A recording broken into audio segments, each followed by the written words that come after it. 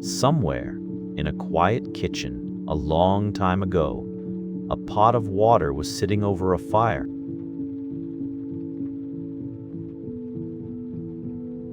The water was just beginning to warm,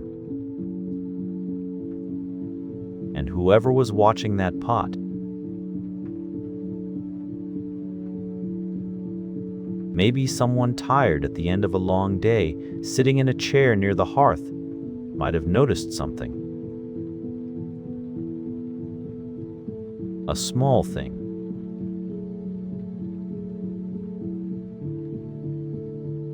Something easy to miss if you weren't looking carefully.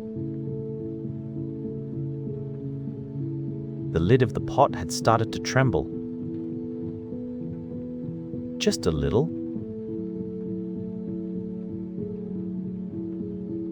Just the faintest shiver. And then, as the water grew hotter,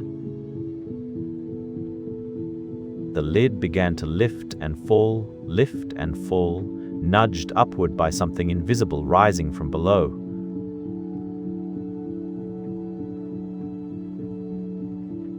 Not the water itself. The water stayed in the pot, but something that used to be water, something the heat had turned into, was pushing upward with a gentle, steady kind of force.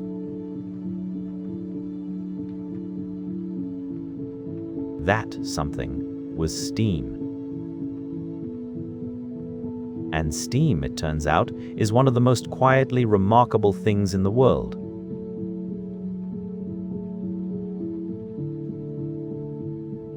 Let's think about what steam actually is. Water is made of tiny, tiny pieces, far smaller than anything you could ever see. And they're always moving. Even in a glass of cold water, those pieces are jostling and drifting, slowly and gently. But when you heat water up, those tiny pieces start to move faster and faster.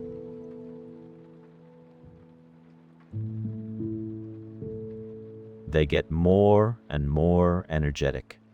And eventually, when the water gets hot enough, those little pieces start to fly free of the water altogether. They leap up into the air as a gas. That gas is steam. Now here is the important part, and it really is quite wonderful.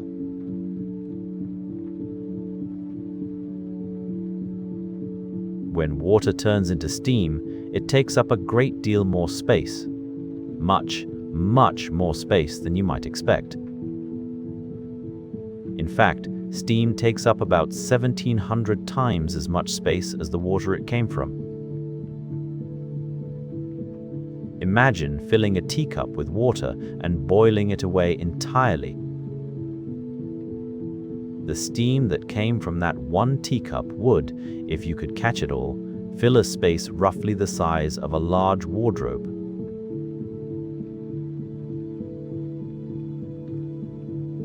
All from one small teacup of water. Isn't that something? And when that steam is contained, when it's trapped somewhere, it can't escape. It pushes.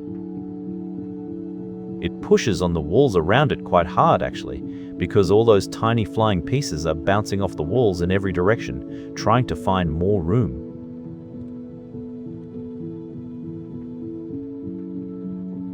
That pushing force is called pressure.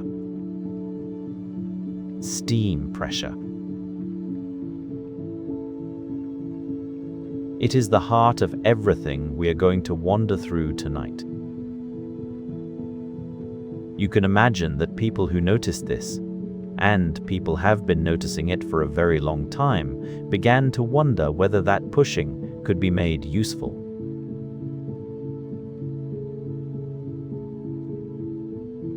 if you could somehow capture the push of steam and turn it into movement, into real work, into something that could lift heavy things or turn a wheel, well, that would change quite a lot about how the world worked. And eventually, that is exactly what happened.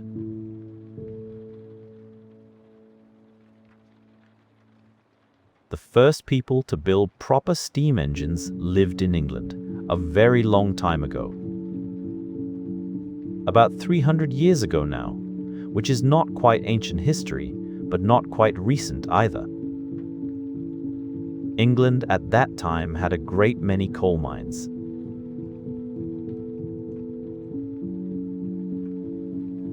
Coal was an important fuel.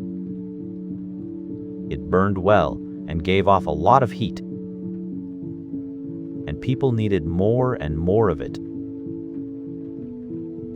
So miners dug deeper and deeper into the earth to find it. The trouble was, the deeper you dug, the more water seeped in. Underground water is a constant problem in mines.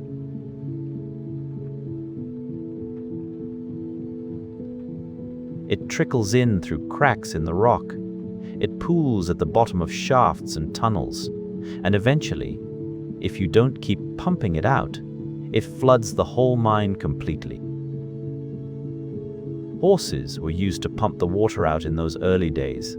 Poor animals walking round and round in circles to turn big pump handles. And it was slow and expensive and very hard on the horses.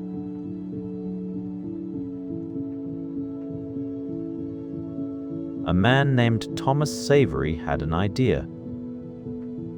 He'd noticed, as many others had, that steam had pressure and force. What if you used that steam to push water out of the mine? He built a machine in the year 1700, a fairly simple device that used steam pressure to draw water upward through a pipe.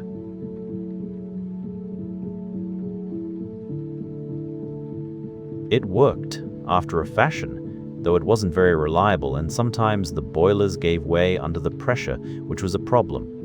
Then, a few years later, a man named Thomas Newcomen, a blacksmith and ironmonger from Devon in the west of England, built something considerably better.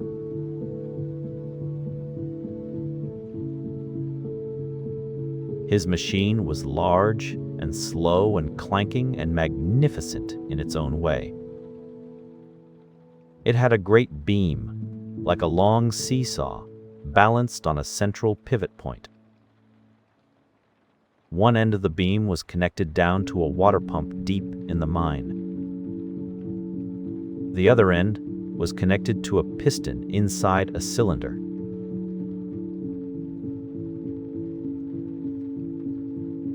Now, a piston is simply a disc, like a very tight-fitting plug that can slide up and down inside a hollow tube called a cylinder.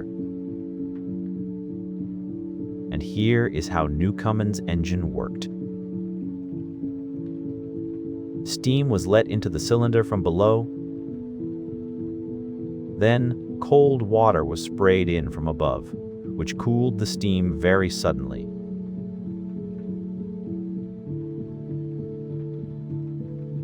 When steam cools, it condenses. It turns back into liquid water and shrinks dramatically. By that 1700 times factor we talked about. So suddenly, there was almost no steam left inside the cylinder, and the air pressure outside pushed the piston down with a great heavy thump.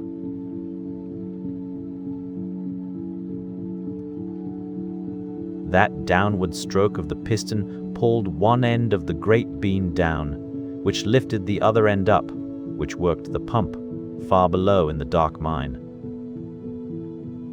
And then it began again. steam in, cold water in, condense. Thud. The beam rocks, the pump lifts, over and over and over, slowly, steadily, rhythmically.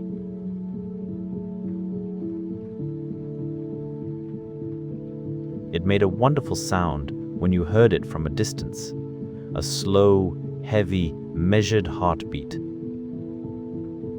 The Newcomen engine pumped water from mines all across England and later Wales and Scotland and beyond. It wasn't elegant. It used a great deal of coal to heat all that water. It was, by later standards, quite wasteful of fuel.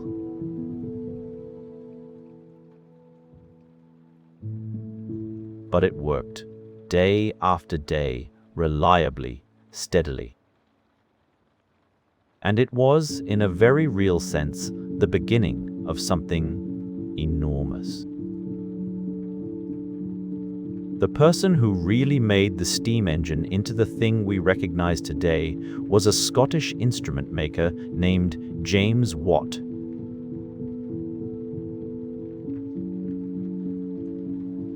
He lived a little later, the mid to late 1700s. And he came to steam engines almost by accident when he was asked to repair a model of a Newcomen engine that belonged to a university in Glasgow. As he worked on it quietly and carefully, he started thinking about why it wasted so much fuel.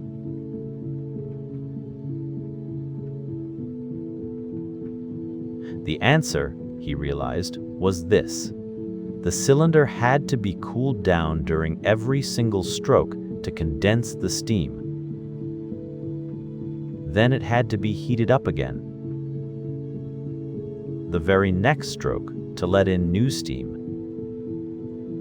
Cooling down, heating up, cooling down, heating up.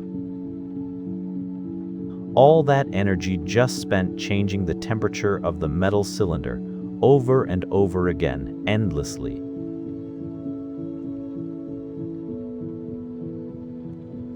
What if, Watt thought, you kept the cylinder warm all the time and moved the condensing somewhere else?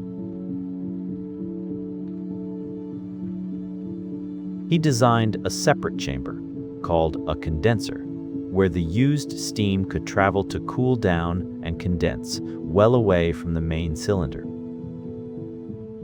The main cylinder stayed hot. The condenser stayed cold.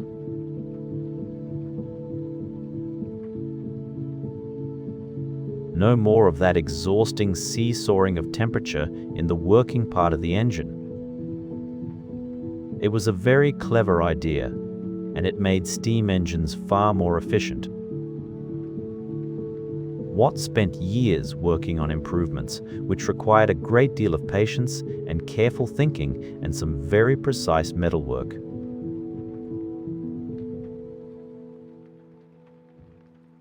He added a governor, a beautifully simple device with two small heavy balls on spinning arms that rose or fell with the speed of the engine and automatically adjusted the steam supply to keep everything running at a steady pace. Not too fast, not too slow. Just right, continuously.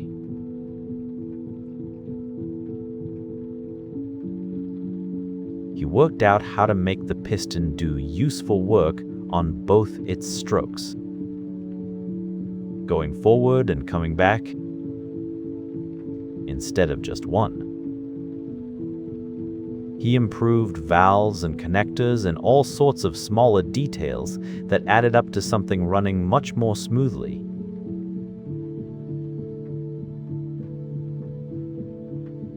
And he solved the problem of turning the back and forth motion of a piston into a continuous circular turning motion. Once you could do that reliably, you could use steam to power almost anything. Not just pumps, but looms for weaving cloth, hammers for shaping hot metal, grinding wheels, paper mills, printing presses.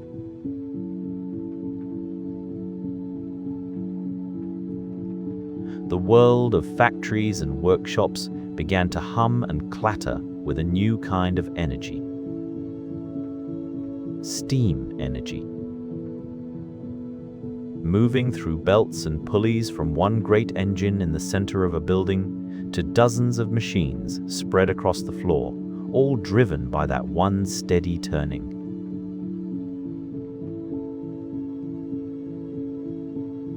Let's wander slowly through the inside of a steam engine now and look at each part in turn. There is no need to rush. We can look at one piece and then the next and then the next. The first thing you need is fire. Every steam engine begins with a fire.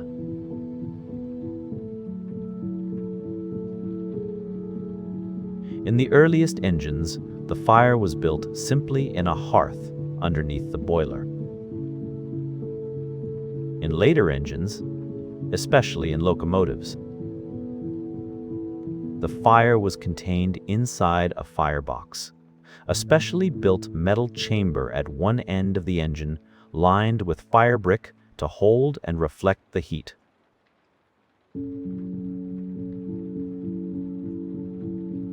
Coal was shoveled in, shovelful by careful shovelful, to keep the fire burning steadily and brightly.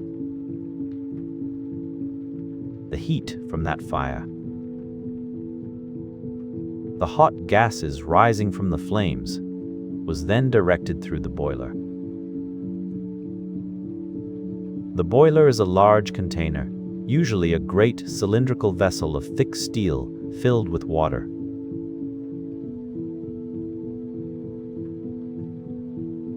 In a locomotive boiler, the design is particularly elegant. Dozens of narrow metal tubes run through the water, all the way from the firebox at the back to the smokestack at the front. The hot gases travel through all those small tubes on their way to the chimney. And as they pass through, they give up their heat to the water surrounding the tubes.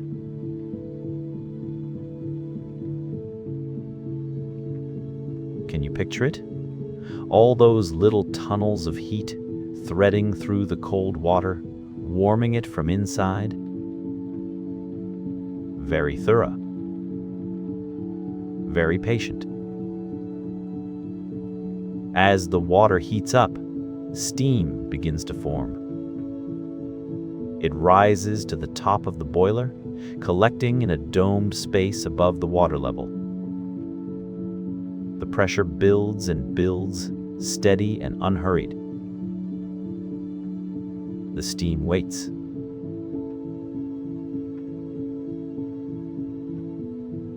When the driver opens the main valve, called the regulator on a locomotive, because it regulates the flow, steam rushes from the boiler dome through pipes down to the cylinders.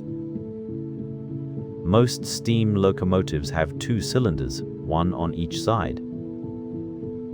Inside each cylinder is the piston, that tight-fitting disc waiting to be pushed.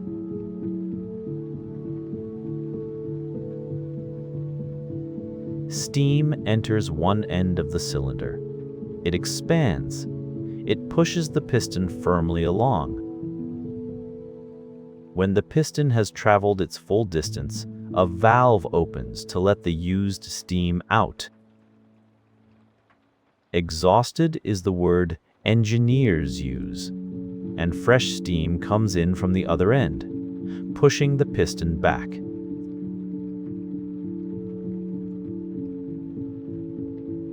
Back and forth the piston goes, back and forth in that rhythm called reciprocating motion. Reciprocating.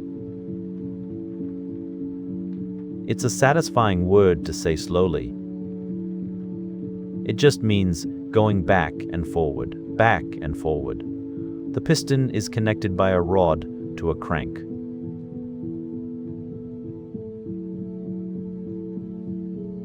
A crank is simply an arm attached off-center to a spinning axle, and its purpose is to convert that back and forth motion into rotation. Think of pedaling a bicycle. Your legs go up and down, and the crank turns that up and down into the continuous spinning of the rear wheel. A steam engine's crank does the same thing.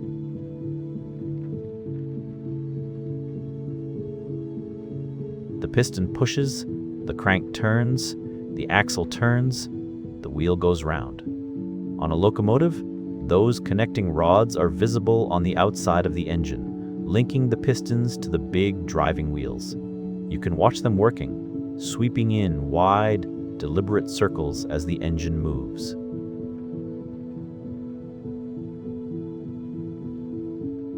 It is very satisfying to see, because the whole mechanism is right there in front of you, open to the air, nothing hidden. You can follow exactly how the steam becomes movement. The steam locomotive is, in many ways, the most complete expression of everything the steam age invented. The firebox and boiler occupy the rear of the engine.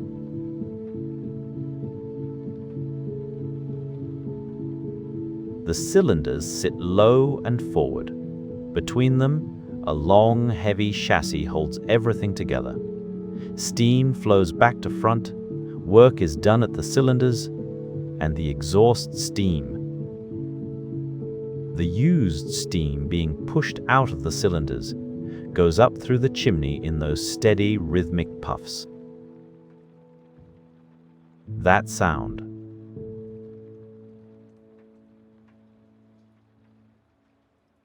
That chuffing sound that everyone thinks of when they think of steam trains. Each chuff is a real thing, a real burst of exhaust steam thrown out through the chimney as the valve opens to empty the cylinder.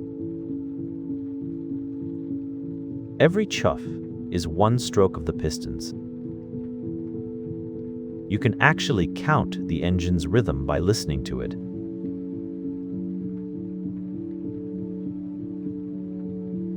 At low speed, just starting away from a station, the chuffs are slow and separate. Chuff, chuff, chuff, each one clear, each one a little push further along, the driving rods sweeping slowly in their big circles. Then, gradually, as the train picks up speed, the chuffs begin to come faster. Chuff, chuff, chuff.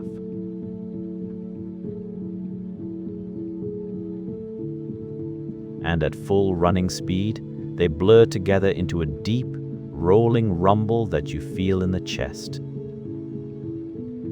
The whistle was steam, too. A small valve that the driver could open with a cord, letting a sharp jet of steam through a carefully shaped opening that made that long, carrying sound, loud enough to be heard from a great distance across open country.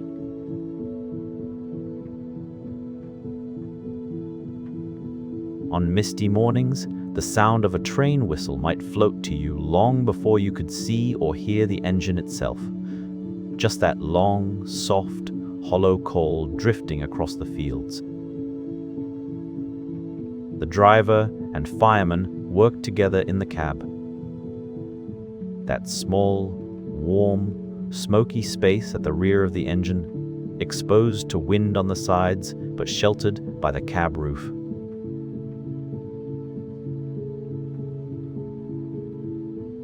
The driver watching the gauges and managing the regulator and the brake. The fireman with the shovel, judging the fire, keeping the steam pressure steady at just the right level. Not too low. The engine would lose power. Not too high. The safety valve would blow.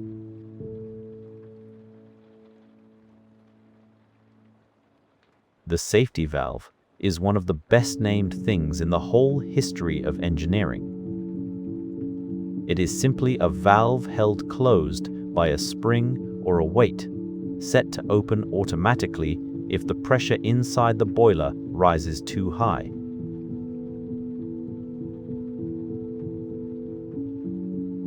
When it opens, steam rushes out with a fierce hiss, the pressure drops, and when things have settled, the valve closes again.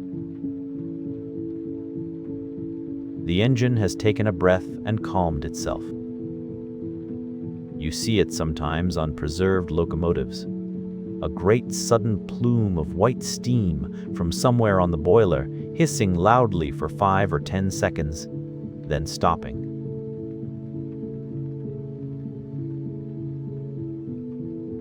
The engine saying, in its own way, "Quite enough pressure, thank you." Steam didn't only move on land, it moved on water as well. The first steam-powered boats appeared toward the very end of the 1700s, and by the early 1800s, paddle steamers were crossing rivers and lakes and estuaries and sounds.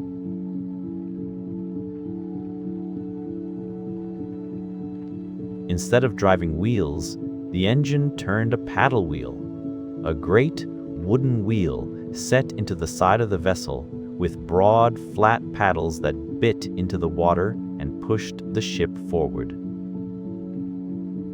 Can you imagine it?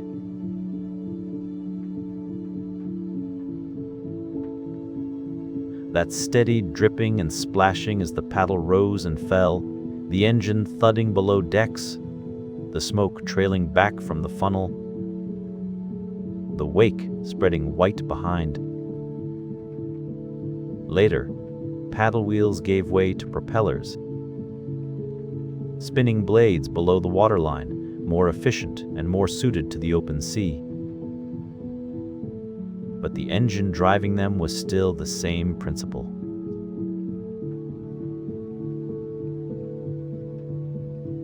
Fire, water, steam, pressure, movement. And in factories and mills across England and Scotland, and eventually the whole industrializing world, stationary steam engines sat in dedicated engine rooms and drove everything around them through systems of shafts and belts and pulleys.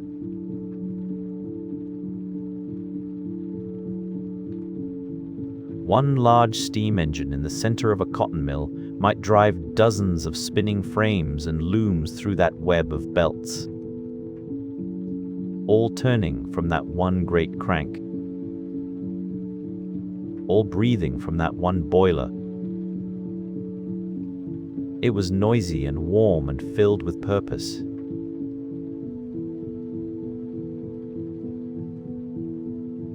Let's think again about that pressure, because there's a little more to say about it, and it really is the cleverest part of the whole story.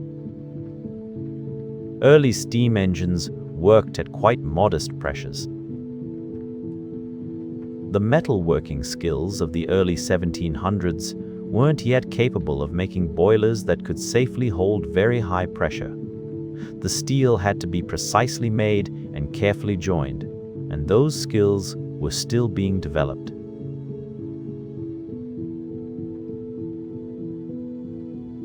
Besides, nobody was quite sure yet how to work with very high pressure safely.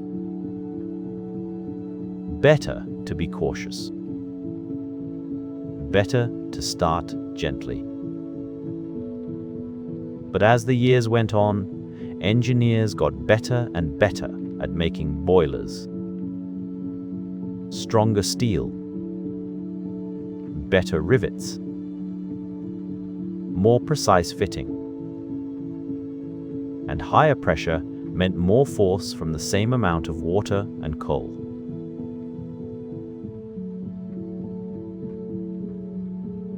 A high-pressure engine could do more work with less fuel.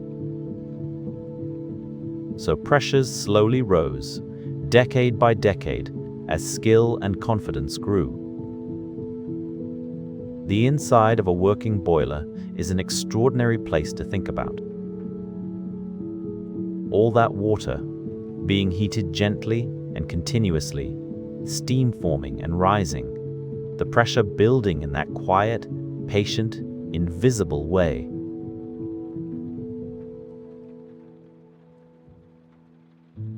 The metal walls holding it all in, the riveted seams under constant stress, the gauges on the outside showing the engineer what's happening within.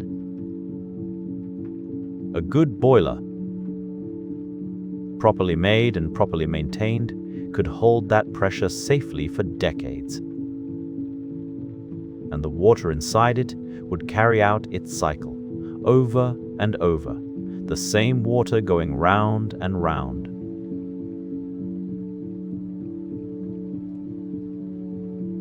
Heated to steam, steam pushing the pistons. Used steam flowing to the condenser, condensed back to water, pumped back to the boiler, heated again. Around and around, patient and endless.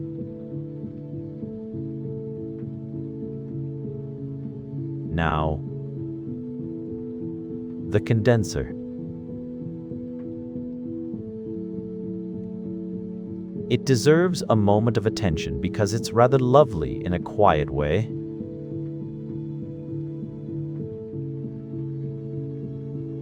When steam has done its work, has pushed the piston and been exhausted from the cylinder, what happens to it?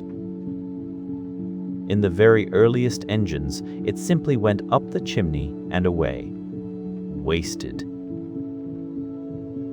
In Newcomen's engine, cold water was sprayed directly into the cylinder to condense it.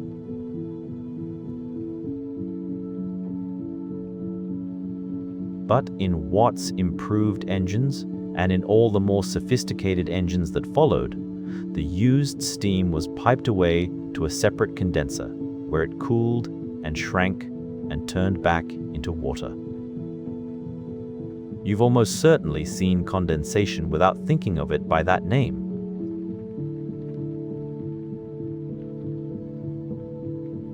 On a cold, clear morning, you breathe out, and your breath makes a small white cloud. The warm, wet air from your lungs meets the cold air outside, and some of the moisture in it suddenly becomes tiny water droplets. That's condensation.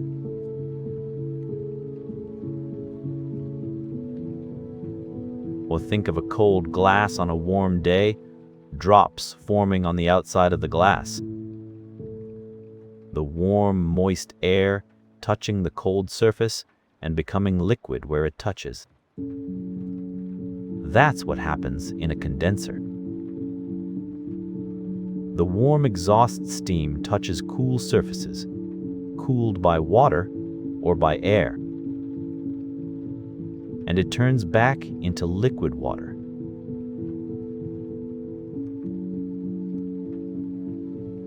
A small amount of water that had, moments before, been occupying a very large space as steam, suddenly returns to being just a puddle of warm water, taking up almost nothing,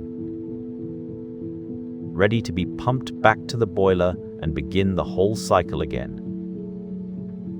The same water, living out the same cycle, over and over.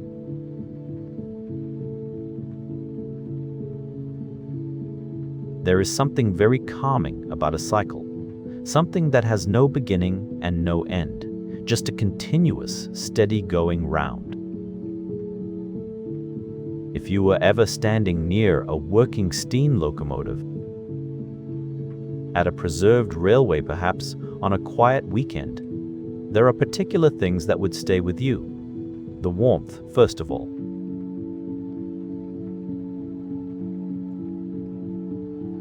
Steam engines are warm things. They radiate heat from the boiler and the firebox and the hot pipes, a steady, generous heat that you feel before you're quite close to them. And the smell. Coal smoke and hot metal and steam and a little oil. It is a very particular combination, and it lodges in the memory.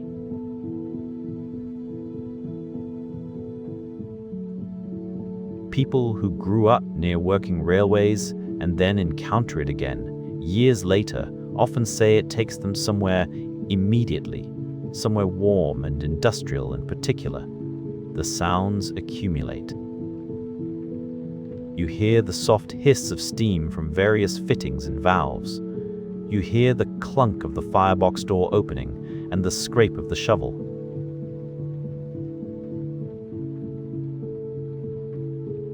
You hear water gurgling in the tender.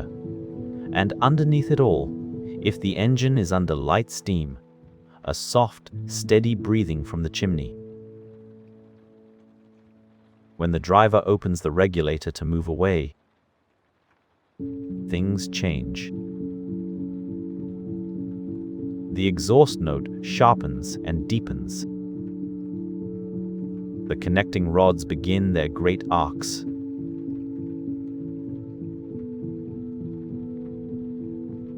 The wheels begin to turn, slowly at first. You can see each spoke going around. The chuffs come slow and deliberate. The whole engine shudders very slightly with each stroke, like something very large and heavy waking up. It is not a delicate thing. It is solid and heavy and visible and real.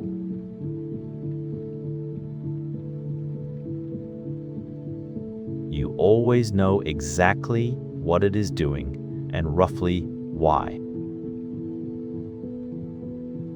Engineers who work with preserved steam locomotives talk about them as if they have personalities. This one runs sweetly. That one is a bit rough when cold. This one sings at speed.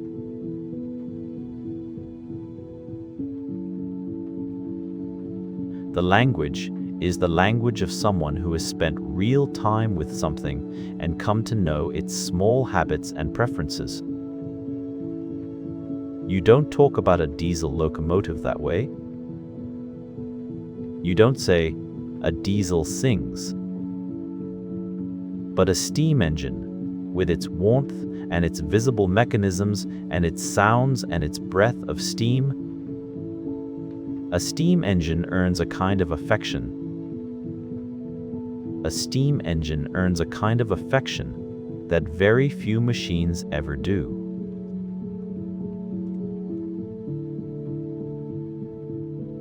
Steam engines were built by human hands. This is worth remembering, because it's easy to think of machines as things that appeared somehow fully formed, but every one of them was made by someone. Blacksmiths and foundry workers and pattern makers and boiler makers. People who spent years learning their trade, developing an eye for the right thickness of metal and the right fit of a valve, a feel in their hands for work done well.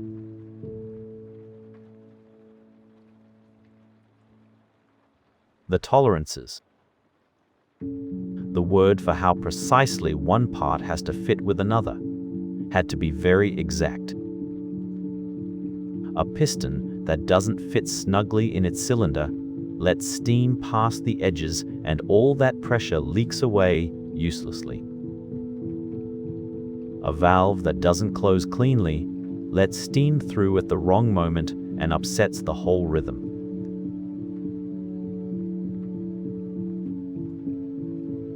Everything had to fit just right, and the fitting was done by hand, by skilled people with files and gauges and years of experience. A well-made engine, carefully maintained, could run for a very long time. Some of the great pumping engines used in the mines of Cornwall, the part of England known for tin and copper mining, ran for 60, 70, even 80 years.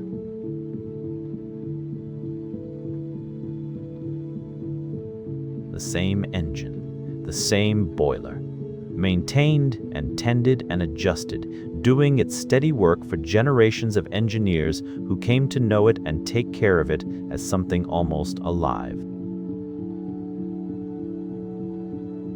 The steam age lasted roughly from the mid-1700s to the early 20th century.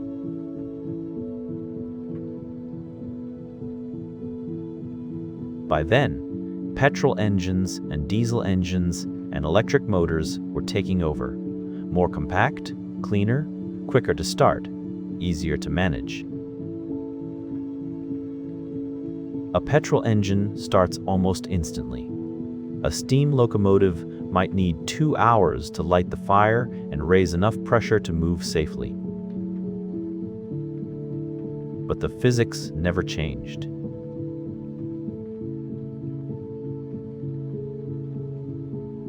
And in a remarkable number of places, steam never went away entirely.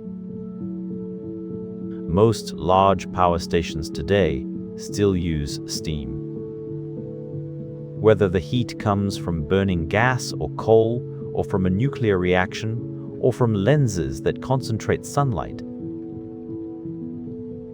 In all these cases, the heat is used to boil water, to make steam, to spin a turbine.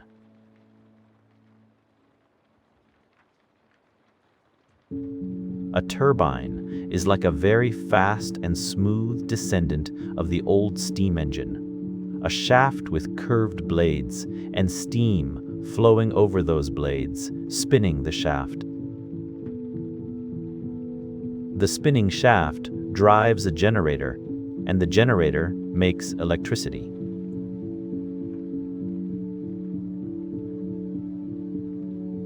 So when you turn on a light or charge something from a socket in the wall, there is quite often steam somewhere back along the line. Water, heated somewhere, turned to steam, turned to spinning motion, turned to electricity, traveling through cables to wherever you are.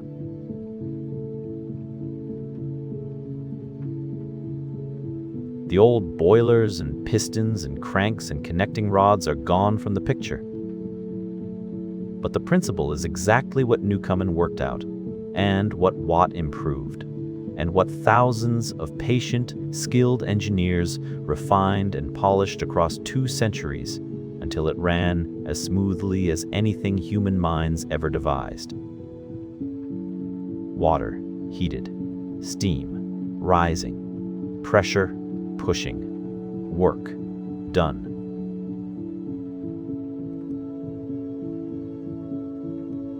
There's a preserved railway somewhere.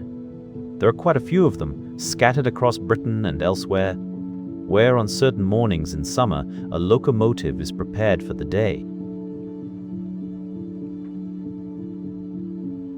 This happens quietly in the early hours before most people are awake. A driver and a fireman arrive in the dark and walk to the engine shed.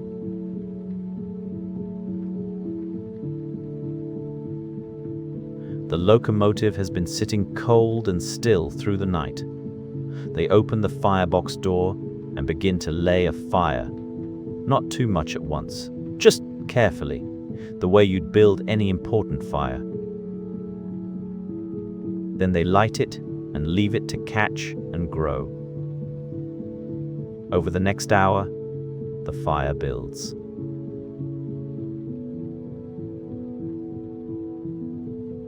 The boiler slowly begins to warm. The metal expands very slightly as it heats, which is why you hear ticking and settling sounds. The same sounds you hear in a house on a cold morning as the heating comes on and the pipes warm up. The pressure gauge, which has been sitting at 0 all night, begins to move.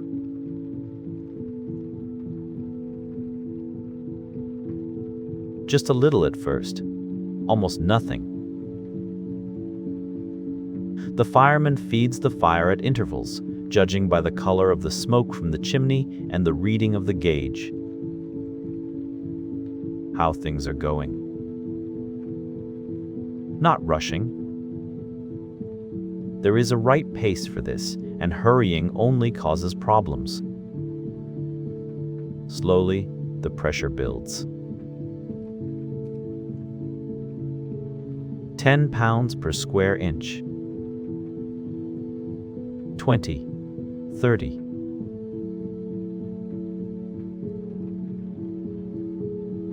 The water in the sight glass.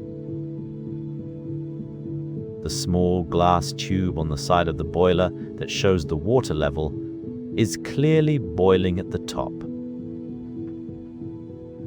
Steam is forming steadily now. By the time the passengers arrive for the first train, the locomotive is standing at the platform with full steam up.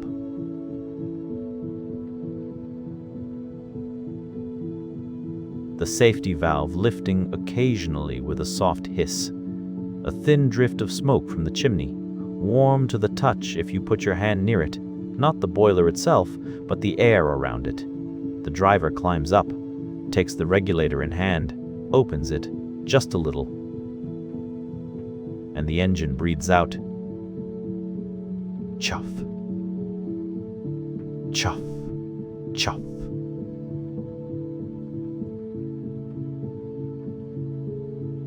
Steady and patient and warm, the wheels beginning to turn, the rods beginning their sweeping circles. The whole long machine rolling forward into the morning with that ancient, simple, unchanging rhythm. Water heated, steam rising. Something as old as a kettle on a hearth and as large as the age that changed the world. Chuff. Chuff.